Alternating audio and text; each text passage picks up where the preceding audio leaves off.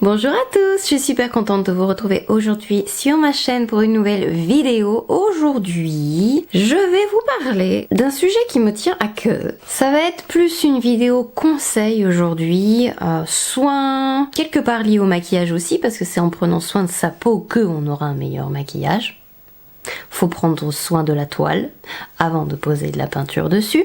Bref, aujourd'hui je vais vous parler de toutes ces choses que vous faites sans faire forcément exprès ou auxquelles peut-être vous n'avez pas pensé, ou peut-être c'est à force de lire les tendances et l'envie de tester plein de choses, mais toutes ces choses qui font que vous abîmez au final votre peau plutôt que de l'aider. J'espère que ça va vous plaire, et puis bien on commence tout de suite. Il y a des peluches qui volent et qui m'embêtent. Numéro 1. Laver.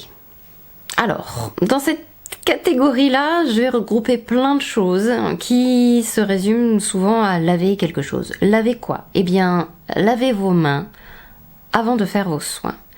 Lavez vos mains avant de vous maquiller. Alors bien sûr, si vous enchaînez l'un et l'autre et que vous ne touchez à rien de spécial, pas besoin de vous laver 2 fois les mains. Mais lavez-vous les mains avant de toucher votre visage. Pensez à laver votre téléphone. Pensez à laver souvent vos têtes d'oreiller aussi. Pensez à nettoyer vos pinceaux, c'est très très important. Nettoyez vos pinceaux. À la limite, ceux où il y a de la poudre, les pinceaux pour les yeux, un petit coup de pchit rapide. Vous pouvez les laver un peu moins souvent, surtout si vous avez beaucoup de pinceaux pour les yeux. Mais si vous avez un seul pinceau pour le teint, il va falloir laver votre pinceau pour le teint après chaque utilisation. Lavez vos éponges aussi. Les éponges que l'on humidifie, elles se lavent avant ou après chaque utilisation.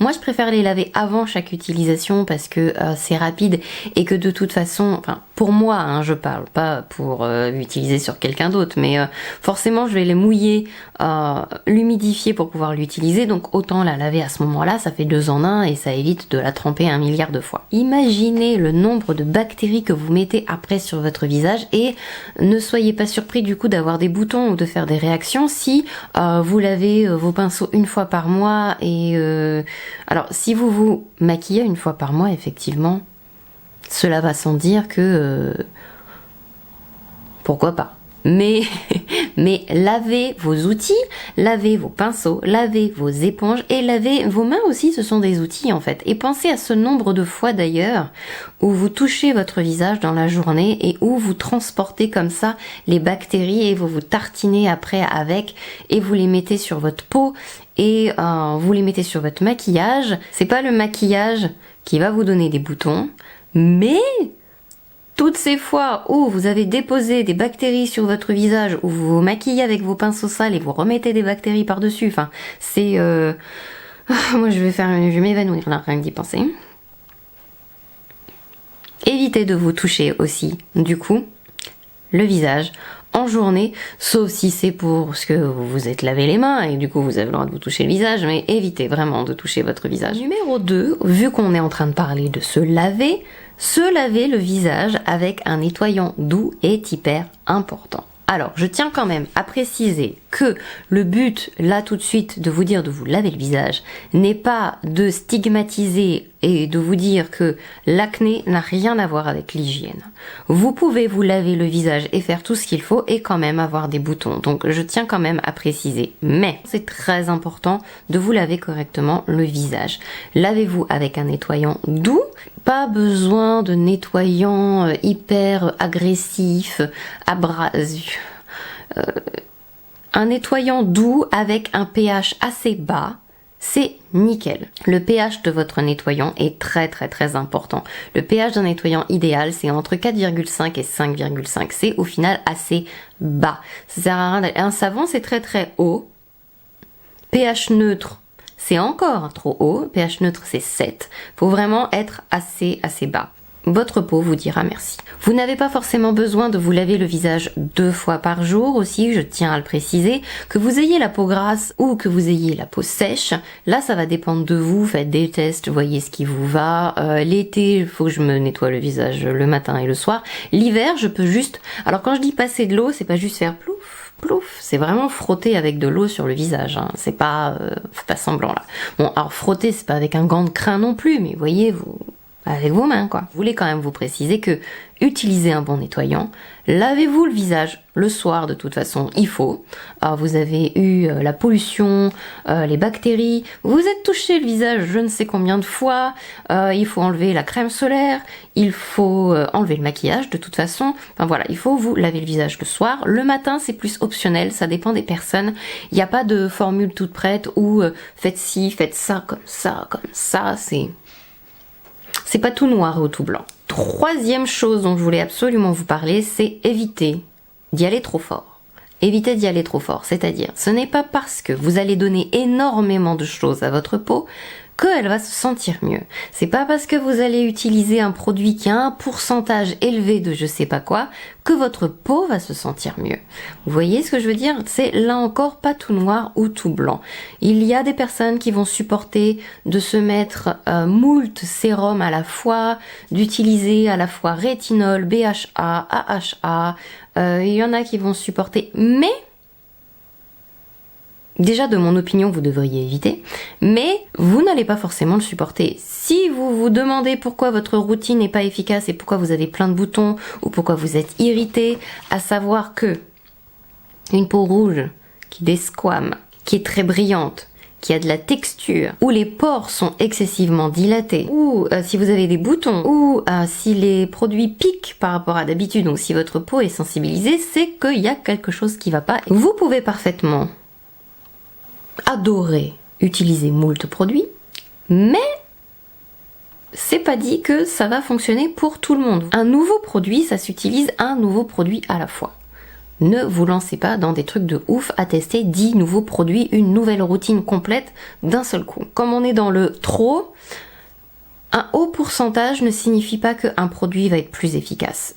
Potentiellement, vous allez en plus irriter votre peau. Parce que c'est pas dit qu'elle supporte 10% de niacinamide que vous allez supporter 20% de niacinamide. Surtout qu'il n'est pas dit tout court qu'elle supporte le niacinamide, en fait, votre peau. On est tous différents à ce niveau-là.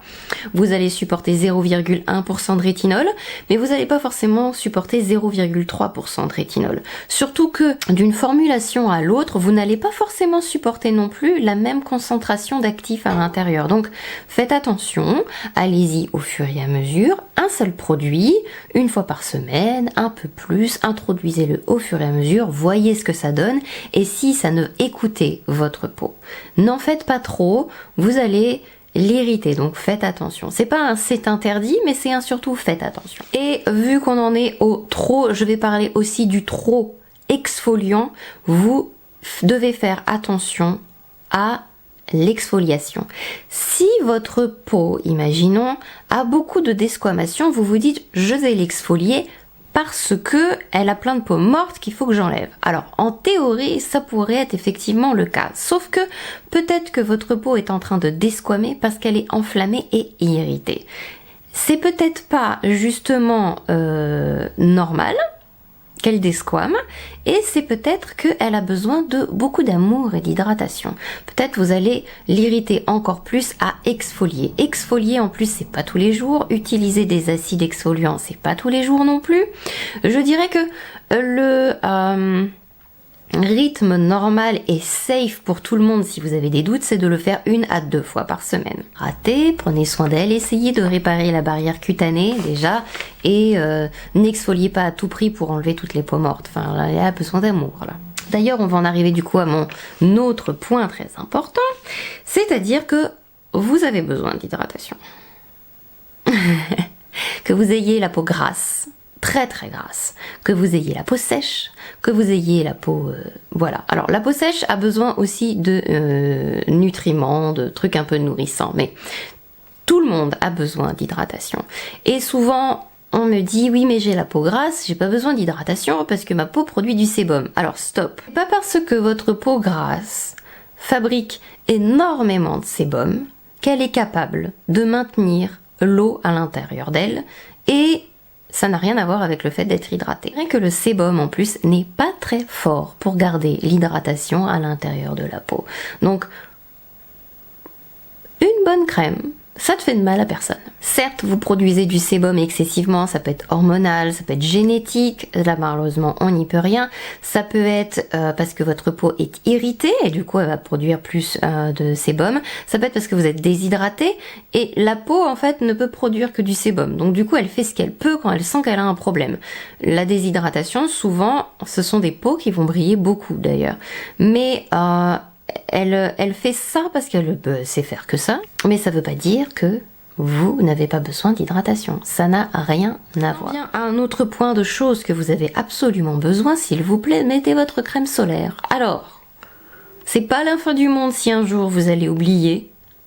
Ça arrive, on est trop pressé, le matin, déjà on a pensé à mettre de la crème, c'est déjà pas mal.